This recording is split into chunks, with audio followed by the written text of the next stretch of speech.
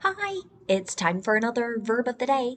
Today's verb is lag, and this verb was suggested by the viewer Maria Clara, so thank you so much for sharing another great idea. Now, let's take a look at some of the definitions or the ways that we can use the verb lag. The first way you may encounter this verb means to fall behind in movement, progress, or development. So, as I looked for examples of this verb being used in really authentic ways, it was something that was very noticeable was to talk about performance or progress of students in schools. So you might encounter this verb to describe again the idea that someone is falling behind.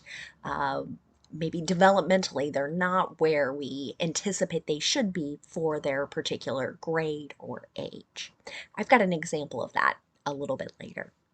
A second way you might hear lag used can mean to not keep pace with another or with multiple people, with others. So sometimes we'll hear that used in competition or races, and it can be used outside of the athletic sphere as well. But it's essentially other people are out ahead. They're doing more or they're moving at a faster pace than the other person who is not keeping pace. A third way lag gets used can mean to move, function, or develop with comparative slowness. So a little similar to one. With the moving or functioning with slowness, I think you may be able to connect this something that I think many people encounter. So if you watch streaming shows, right, and sometimes it's a little slow. There maybe I know we see the word buffering sometimes, right? Kind of, you might hear that also used, kind of describing that slow process of things aren't operating as quickly as we need them to be. A fourth way you might encounter lag means to slacken or weaken gradually. For now, you should know that lag is a regular verb.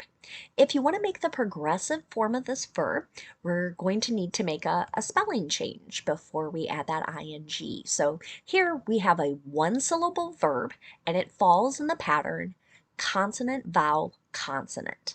Okay, so before I add a suffix that begins with a vowel letter, I need to double that ending vowel. So you can see that there, Lagging. We pronounce that lagging. The past tense and the participle form of our verb are going to have that same spelling change because our past tense suffix ed also starts with a vowel letter.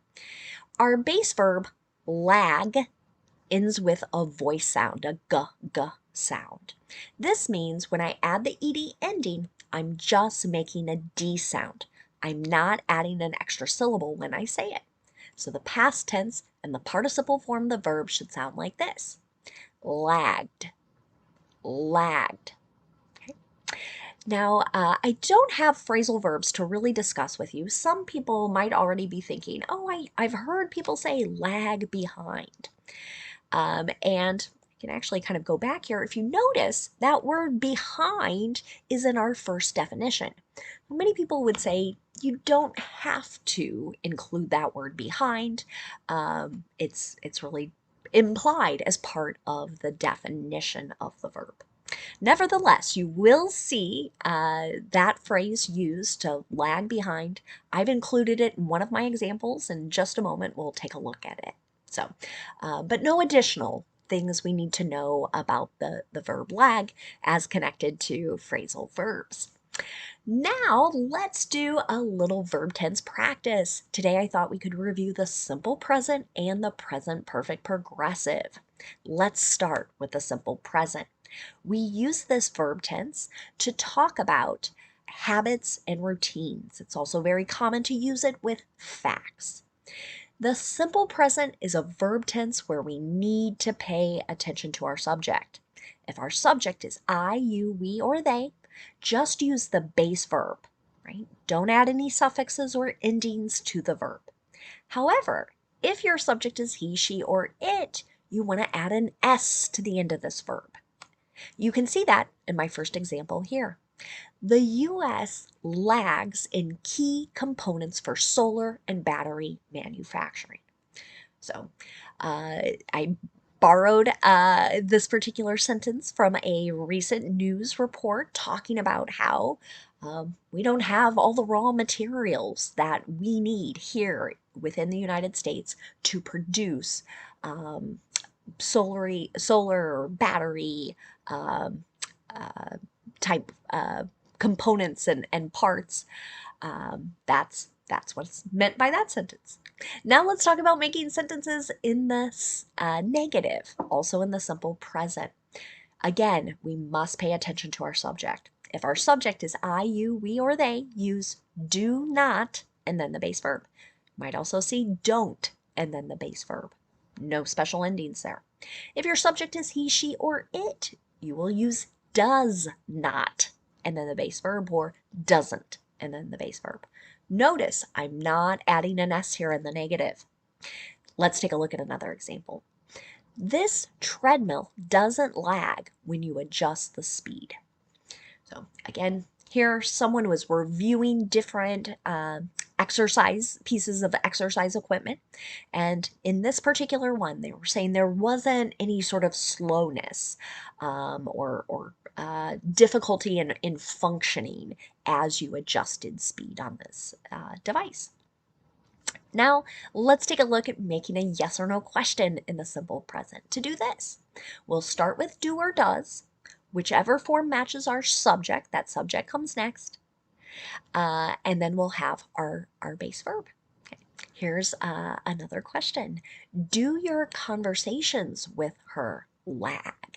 So sometimes we'll use this again to talk about how our interactions with someone. So might imply we're sort of running out of topics. We don't know what to say next. Conversation is not easy and sort of flowing between. Now let's move on and talk about the present perfect progressive. Many teachers and textbooks will refer to this as the present perfect continuous, and that is just fine. It means exactly the same thing.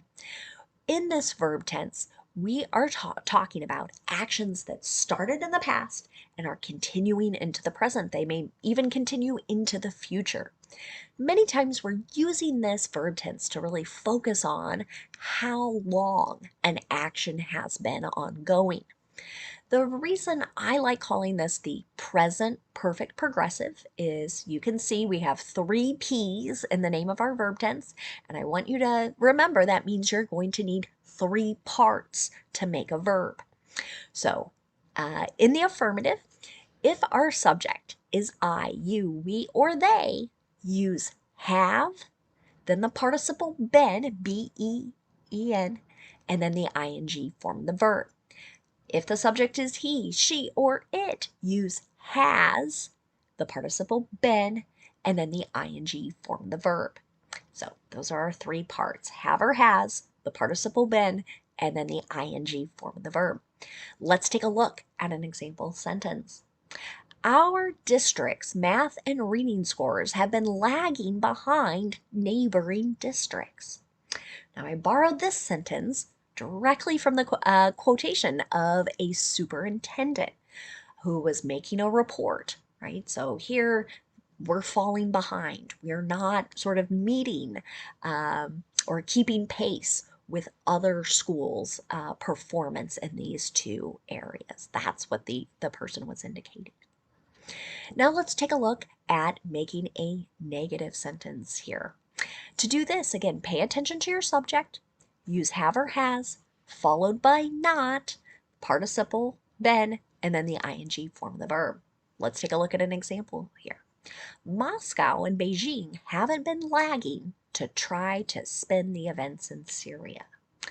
So, because we have a negative here, really what it means is they have been spinning. They have been very active. They haven't fallen behind. They're out talking about what has been going on in the last month or so in Syria and how that either does sort of impact them, their support, etc.